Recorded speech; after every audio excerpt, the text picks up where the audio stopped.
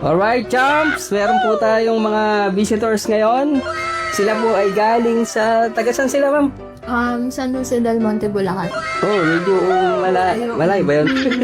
ilang minutes or hours po yung travel? Siguro po mga 2 hours. 2 hours. So, first time nila rito at ang kanilang order ay yung ating silog. Kay ma'am ay pork steak. Tapos, si sir, syempre, siguro tinikman din ni sir yun.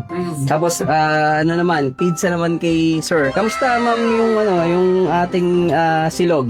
Sarap. Masarap. Naglo-local po ba sila? Ano lang, ngayon lang ako First time. Pero hindi, okay lang din yun kasi maganda rin kasing marinig natin yung review or yung masasabi ng mga hindi naglo-low carb dun sa mga low carb meal natin. Si sir, mukhang na-miss niya ang pizza sa high carb.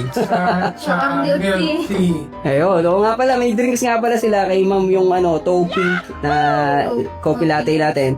Tapos nag-milk tea naman si sir. Kamusta sir, yung mga in-order nyo? Matagal na akong hindi nakakain ng ganito. So ito yung chance. Papunta kami ng PSA kasi. Oo. Nag-dumping na kami dito. Masarap siya. Parang walang pinagkaiba dun sa regular pizza na nakakain ko before. Ayun, gano'n na kayo katagal naglo-low carb? Mga 1 year. 1 year na. So ngayon lang ulit nakapag pizza. Sorry, hindi natin natanong yung name. Anong name nga ni sir? Gary po. Si ma'am po. Angel. Ayun, satisfied naman po. Yes sir. Masarap yung sauce din. Ayun, yung hot sauce. Clean ingredients siya.